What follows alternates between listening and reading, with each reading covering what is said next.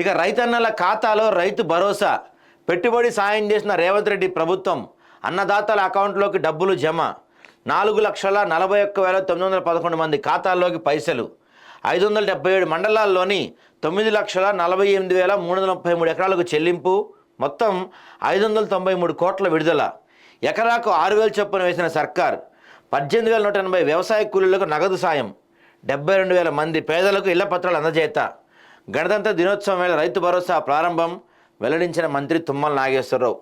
So మొత్తం మీద ఎప్పుడెప్పుడా అని ఎదురు చూస్తున్న రైతు భరోసా అకౌంట్లోకి వచ్చింది. చాలామందికి పండి నిన్న ఇదిగోండి 6,87,677 రూపాయలు 4 లక్షల నాలుగు సంక్షేమ పథకాలతో తొలి రోజు లబ్ధి పొందివారిన సంఖ్య ఇదంట.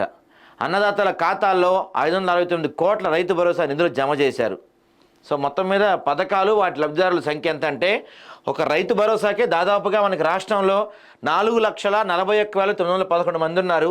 ఇందిరమ్మ ఆత్మీయ భరోసా 18,180, రేషన్ కార్డులు కొత్త రేషన్ కార్డులు 1,55,586, కొత్త వారు దీంట్లో 51,912, పాత కార్డుల్లో నమోదు 1,03,674, ఇందిరమ్మ ఇళ్ళు 72,000 మందికి వచ్చినాయి అంట. నిజంగా దీని గురించి కూడా నిన్న కేటీఆర్ మాట్లాడుతున్నాడు. నిజంగా కేటీఆర్ నీకేమన్నా సిగ్గుంటే గనక దీని గురించి మాట్లాడు. నువ్వు ఇప్పటికైనా నువ్వు నీ ఏఆర్ వచ్చి బయట నుంచో ముక్కు నేలకు రాసి తెలంగాణ ప్రజలకు క్షమాపణ చెప్పండి.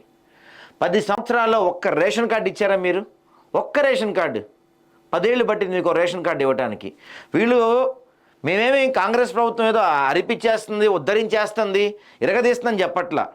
కాకపోతే మీతో పోల్చుకుంటే చాలా నయం. అసలు మీతో పోల్చుకోవడమే వేస్ట్ అనుకోండి బీఆర్ఎస్తో. కానీ మొదటి సంవత్సరంలోనే దాదాపుగా కొత్తయే మనం చూసుకుంటే ఇక్కడ ఎన్ని 51,912 కొత్త రేషన్ కార్డులు ఇస్తున్నారు. ఇదేం చెప్తున్నారు? పైగా ఒక్కరోజే ఇచ్చేసి ఆపేసేది కాదు, నిరంతర ప్రక్రియ. కొత్తవి యాడ్ అవుతానే ఉంటాయి. ఎవరైనా అనర్హులని తెలిస్తే వాళ్ళని తీసేస్తామని చెప్తున్నారు. ఏది ఏమైనా ఒక శుభ పరిణామంగానే చెప్పాలి. మిగతా విషయాలు ఎలా ఉన్నా సరే కాంగ్రెస్ పార్టీ ఒక అడుగు ముందుకేసింది. కొత్త రేషన్ కార్డులు ఇవ్వటం కానీ, ఇందిరమ్మ ఇళ్ళు ఇవ్వటం కానీ, రైతు భరోసా పెట్టుబడి రైతు కూలీలకు కూడా నగదు సాయం చేయడం మాత్రం చరిత్రాత్మక సంఘటనగా చెప్పాలి. ఇవి ఎంతవరకు అమలు అయినవి, అమలు కాని వాళ్ళు ఎంతమంది ఉన్నారు, ఇంకా రాష్ట్రంలో చాలామందికి అమలు కాలేదని చెప్పి మీరు మాట్లాడచ్చు. కానీ వాళ్ళ చేతులు ఏమీ అల్లావుద్దీన్ అద్భుత దీపం లేదు. దాన్ని తీసిల రుద్దగానే ఒక్కసారిగా ఏం వచ్చేది. ఇదొక నిరంతర ప్రక్రియ. కొంచెం జరుగుతుంది. 6 నెలలు పట్టచ్చు, సంవత్సరం పట్టచ్చు. కానీ వాళ్ళు ఒక పథకాన్ని ఇనిషియేట్ చేశారు. 10 సంవత్సరాలు ఏదైతే మీ వల్ల కాలేదో, మీకు చేత కాలేదో, మీరు చేయలేకపోయారో దాన్ని వాళ్ళు ఇనిషియేట్ చేశారు, చేస్తున్నారు, మొదలుపెట్టారు. అది మంచి విషయం చెప్పాలి మనం.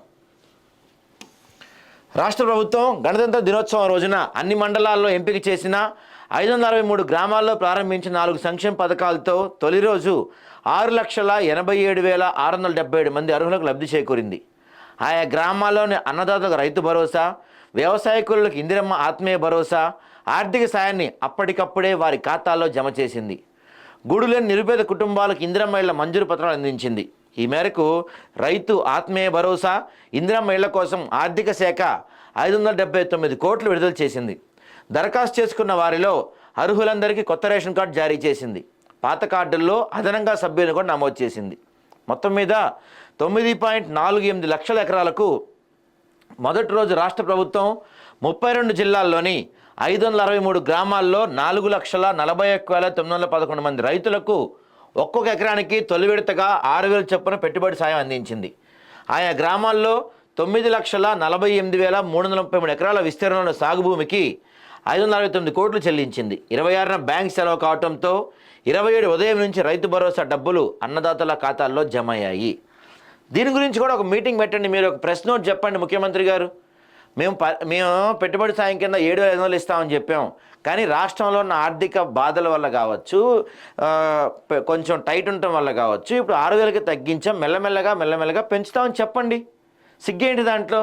నిన్న AP CM Chandrababu Naidu press meet పెట్టి మరి ఏం చెప్పాడు? మా దగ్గర డబ్బులు లేవు, దాదాపుగా 9 లక్షల కోట్ల అప్పు ఉంది, మీకు చెప్పిన పథకాలు నేనేమీ అమలు చేయలేను, కానీ ఖచ్చితంగా చేస్తానని చెప్పాడు కదా బయటకు వచ్చి. అలా మీరు ప్రెస్ మీట్ పెట్టి చెప్పండి. డబ్బులు లేవు, ఇప్పుడు ఖజానాకి బొక్కబెట్టిపోయాడు కేసీఆర్ పోతా బంగారు తెలంగాణని అప్పులు కుప్పగా మార్చిపోయాడు. మేము ఉన్న వాటిని అటు ఇటు సర్ది మీకు ఎంతో కొంత ఇచ్చే ప్రయత్నం చేస్తున్నాం. మొదటి సంవత్సరంలో రుణమాఫీ ఇచ్చాం. రుణమాఫీకే దాదాపుగా 22,000 నుంచి 26,000 కోట్లు అవసరమైంది. కాబట్టి సెకండ్ ఇయర్లో రుణమాఫీ ఉండదు. కాబట్టి ఆ 26,000 కోట్లని ఈసారి ఇటు మళ్ళించి రైతు భరోసా పెంచుతాము, ఇందిరమ్మ ఇళ్ల సంఖ్య పెంచుతాము, మిగతా పథకాలు ఏవైతే ఉన్నాయో మహాలక్ష్మి పథకం కావచ్చు, లేదా తులం బంగారం పథకం కావచ్చు, వీటన్నిటిని కూడా అమలు చేస్తాం మెల్లమెల్లగా అని చెప్పండి. మీరు ఎందుకు సిగ్గుపడుతున్నారు? గత ప్రభుత్వం ఇట్లా చెప్పకే ప్రజలకు దూరం అయ్యారు. మీరు కూడా చెప్పకుండా వాళ్ళలాగే ఉంటే ప్రజలకు మీరు కూడా దూరం అవుతారు మెల్లమెల్లగా. ప్రజల మనసులు గెలుచుకుంటాం, ప్రజాప్రభుత్వం చేస్తామని చెప్పారు కదా రేవంత్ రెడ్డి గారు. మీరు ఇదేనా మీరు చెప్తుంది ప్రజాప్రభుత్వం? మార్పు కావాలని కోరుకుంటున్నాం మేమందరం కూడా. చెప్పండి, చేసినవి చెప్పండి, చేయనివి కూడా చెప్పండి. అప్పుడే కదా ప్రజలు నమ్ముతారు.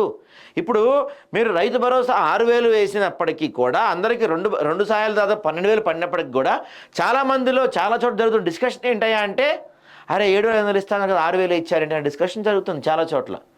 మనకి ఇచ్చిన దానికన్నా ఇవ్వని దాని గురించే చర్చ నడుస్తుంది ఎప్పుడైనా సరే. మనిషి సైకాలజీ అది. కాబట్టి మీరు ఇచ్చిన 6,000 అంటే గత ప్రభుత్వం ఇచ్చిన 5,000 కన్నా మీరు 1,000 రూపాయలు ఎక్కువ ఇచ్చారు. 6,000 ఇచ్చిన దానికన్నా మీరు చెప్పిన 7,500 ఇవ్వలేదనే విషయమే ఎక్కువ డిస్కషన్ జరుగుతూ ఉంది గ్రామాల్లో. దాని గురించి మీరు చెప్పండి. ఇవ్వలేకపోయాం, కొన్ని కారణాలు, ఈ కారణాలు ఉన్నాయి, ఇన్ని అప్పులు ఉన్నాయి మాకు, మేము నెల నెల మిత్తులు కడతానికే సరిపోతుంది, ఆదాయం లేదు అని చెప్పండి. మీరు చెప్తే ప్రజలకు దగ్గర అవుతారు. ఇలా దాచుకొని గతంలో లాగా వాళ్ళలాగా మీరు కూడా తిరిగితే కష్టం.